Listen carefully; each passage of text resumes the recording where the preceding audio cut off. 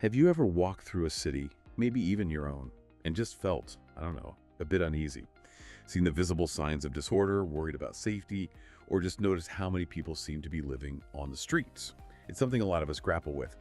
And the numbers in this executive order we're looking at today really highlight it. 274,224 individuals. That's the figure cited for people living on the streets in the last year of the previous administration, described as the highest ever recorded.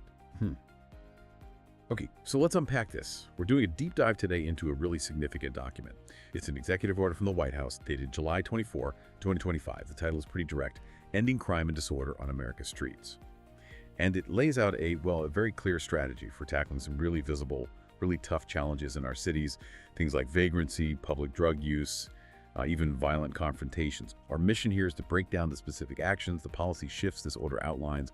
We want to understand its stated purpose, the tools it proposes to, achieve public order and address homelessness. We'll look at the what and the how, and what it might mean for our communities. Yeah, what's really striking right off the bat is how this order frames itself. It's positioned as a direct answer to what it calls, and I'm quoting here, endemic vagrancy, disorderly behaviors, sudden confrontations, and violent attacks. Things, it says, are making cities unsafe.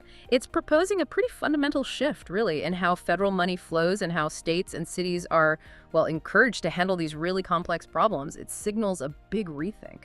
Okay, so let's start there. How exactly does this executive order define the problem? And what's this core philosophy shift it's pushing for? It's very blunt, again, quoting. Endemic vagrancy, disorderly behavior, sudden confrontations, and violent attacks have made our cities unsafe. And then there's that huge number again, over 274,000 people on the streets, a record high, it says, and goes beyond just the number. It describes the population, the characteristics, in quite specific ways. It does. The order dives into some, pretty stark details. It suggests the vast majority of these individuals are dealing with serious issues, addiction, mental health conditions, often, both tangled together. It mentions that nearly 2/3 reported using hard drugs, meth, cocaine, opioids at some point, and an equally large number, it says, reported having mental health conditions. So it paints this picture of a population facing really severe, overlapping challenges. And importantly, the order doesn't just outline the problem, it takes aim at past solutions, doesn't it? It argues pretty strongly that the federal government and the states have spent tens of billions of dollars on failed programs. Programs, it says, address homelessness but miss the root causes, leaving citizens vulnerable. That's quite a critique. It's a very sharp critique, yeah. And it really sets the stage for what comes next. This is where the new philosophy comes in. The order explicitly pushes for shifting homeless individuals into long-term institutional settings for humane treatment through the appropriate use of civil commitment. The stated goal there is to restore public order.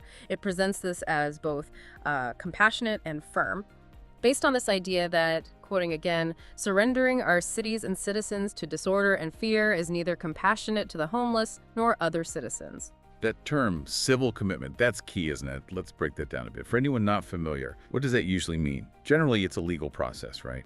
Where someone with a severe mental illness or substance use disorder, someone deemed a danger to themselves or others, or unable to care for themselves, can be involuntarily placed in a treatment facility. It's not about crime and punishment like the criminal system. It's about mandated treatment and safety. What's really interesting here is how this order seems to signal a return to approaches that maybe fell out of favor after, the big deinstitutionalization push decades ago. That's a really astute point. Civil commitment itself isn't new, obviously, but putting it front and center like this represents a major reprioritization. Public order, mandatory treatment, those are the clear focal points. And if you connect that to the bigger picture, like you said, it frames homelessness less as just a social welfare issue and more fundamentally as a public safety one. The argument seems to be that inaction has a cost for everyone, which of course raises that age-old question: how do you balance individual liberty with community safety? This order seems to lean towards a more mandated approach for certain individuals, moving away from purely voluntary help. Okay, so we understand the basic philosophy and the problem definition. Let's get practical. How does this order plan to actually do this? Especially regarding civil commitment and visible vagrancy, it starts with some potentially major legal moves. The Attorney General, working with the Secretary of Health and Human Services, gets some specific instructions here. Right. They're tasked to actively seek where appropriate, the reversal of existing federal or state judicial precedents, and also the termination of consent decrees. Those are like legal agreements that currently impede or limit the use of civil commitment. So this isn't just about writing new rules, it's about potentially going to court to challenge existing legal decisions or agreements that might stand in the way of broader involuntary commitment. That's a significant legal strategy. It really sounds like it. Not just new policy, but actively clearing the legal path for it. Yeah. And alongside that, the order also talks about providing support to states and local governments, things like technical guidance, grants, aimed at helping them set up what the order calls maximally flexible civil commitment, institutional treatment, and step-down treatment standards. So the federal government wants to actively help states build these systems. Exactly. And then, shifting gears slightly to Section 3, fighting vagrancy on America's streets, the focus broadens to federal grant money, how it's prioritized. The AG, HHS, HUD, that's Housing and Urban Development, and the Secretary of Transportation are all told to look at their discretionary grant programs. And the message is crystal clear. Prioritize funding for states and cities that actively enforce bans on things like open drug use, urban camping, loitering, and squatting. That's a very direct way to use federal funding to shape local policy, isn't it? Yeah. And it also says priority goes to places enforcing standards for people deemed a danger to themselves or others, or unable to care for themselves, whether that's through like assisted outpatient treatment or actually moving people into treatment centers using civil commitment. It's putting federal dollars behind a very specific vision of public order and intervention. And it gets even more specific. There's a focus on the Sex Offender Registry and Notification Act, SORNA. It calls for better implementation, especially for registered offenders without a fixed address, mapping their locations, checking on them. What's fascinating, I think, is how it weaves all these threads together. Basic law enforcement drug use, camping linked directly to broader public safety concerns, mental health, addiction, even managing sex offenders.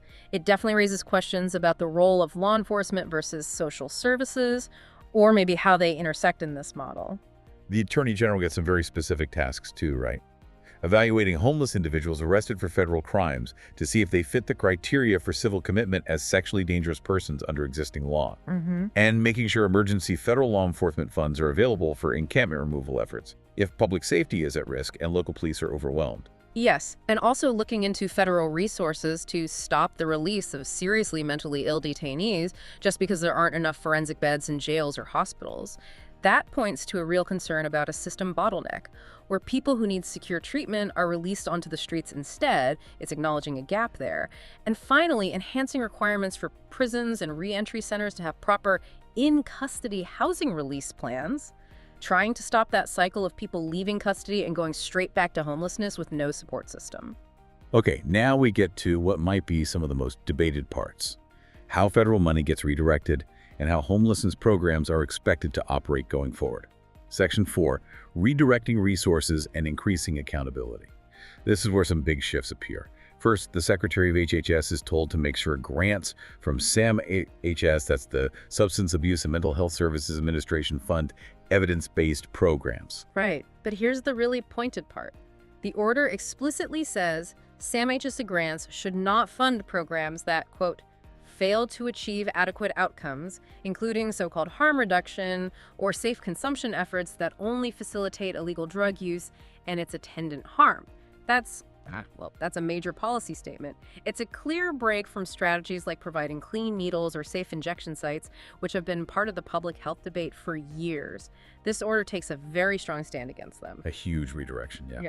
Definitely signals a move away from those specific harm reduction approaches.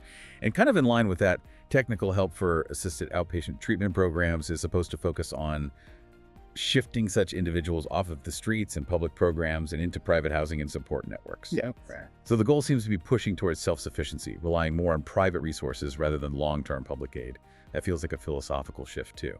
It does. And the order also touches on FQHC's federally qualified health centers and CCBHCs, the Certified Community Behavioral Health Clinics. Federal funds going to them should, quote, reduce rather than promote homelessness. The idea is they should provide comprehensive mental health and substance use services, including crisis intervention, to align with that overall goal of getting people off the streets through treatment. And the AG gets a role here too, prioritizing funding to expand drug courts and mental health courts. The thinking seems to be that for some people, Diverting them from the regular criminal justice system into these specialized courts might be better for public safety and get them into treatment. All right, now Section 5. This is where, as you said, it gets really interesting for anyone who follows the debates around homelessness policy. It explicitly calls out some common approaches and demands changes. It puts a really strong emphasis on treatment, on accountability, often as conditions for getting help. For instance, HHS and HUD are told to increase accountability in homelessness aid programs. And this includes, and this is a big one, ending support for housing first policies that deprioritize accountability and fail to promote treatment, recovery, and self-sufficiency. That really goes against the grain of a lot of policy over the last decade or so. It absolutely does. Housing first has been a dominant model, the idea being you get someone stably housed first, then address other issues like addiction or mental health. This order essentially flips that script. It argues for making treatment a prerequisite, or at least a concurrent condition, for housing aid. Proponents would say this tackles the root causes more directly, aims for lasting recovery, but as you can imagine, it kicks off that whole debate again about, individual choice versus mandated help, especially when dealing with very vulnerable people. How do you balance those things? And to really drive that home, HUD is instructed to require programs getting federal housing or homelessness money to actually increase requirements. Participants with substance use disorder or serious mental illness must use substance abuse treatment or mental health services as a condition of participation. So your aid becomes directly conditional on engaging with treatment. That's a major departure. A very big departure, and there are teeth behind it. For places getting federal funds that operate things like drug injection sites or safe consumption sites or distribute drug paraphernalia or even just allow illegal drug use on their premises, the consequences are spelled out. The AG is to review them for violations of federal law, citing a specific statute, 21 U.S.C. 856, and potentially bring lawsuits civil or criminal. And HUD, working with the AG, can review them for program violations and actually freeze their assistance as appropriate. It's a very direct warning. A crackdown, essentially, reflecting that strong pivot away from harm reduction with potential legal and financial fallout. There are also specifics about safety within housing programs. HUD is told to take steps allowing federally funded programs to, where legally possible, exclusively house women and children, and also to prevent registered sex offenders receiving homelessness aid from being housed with unrelated kids, specific protection measures. Right. And one last point here that's quite significant involves data. HUD, working with the AG and HHS, might allow or even require programs getting federal homelessness funds to collect certain health-related information. And this is the crucial bit, potentially require them to share that data with law enforcement authorities in circumstances permitted by law. The stated purpose is to provide care or connect people to public health resources, but naturally, allowing or requiring health data sharing with law enforcement raises immediate questions about privacy, trust, and consent, especially when it's tied to receiving essential services. It really brings that tension between intervention, public safety, and individual rights into sharp focus. So after walking through all that, what does it all mean for you, for your community? This deep dive has laid out a pretty detailed blueprint, hasn't it? A new strategy for some really difficult, visible problems in our cities. It's a strategy that clearly prioritizes public order, accountability. It marks a significant shift in federal direction. We've seen that strong emphasis on civil commitment, linking vagrancy directly to public safety, a definite pivot away from harm reduction and housing first models. Instead, this intense focus on treatment, often as a condition for getting help, with accountability measures woven throughout federal funding and local enforcement. Really does make you think about that balance, individual freedoms versus community safety, how we as a society decide to handle these incredibly complex issues. Absolutely. And that leaves us with a question for you, the listener, to maybe mull over. How might these kinds of policy changes, especially this renewed focus on civil commitment, the shift away from some established approaches like housing first, how might that reshape our understanding of homelessness and public safety right here in America? What could be the impacts? The intended ones, sure, but also maybe the unintended consequences of such a direct, comprehensive shift in strategy, particularly as we all continue to navigate that fundamental tension between individual liberty and the desire for communal well-being.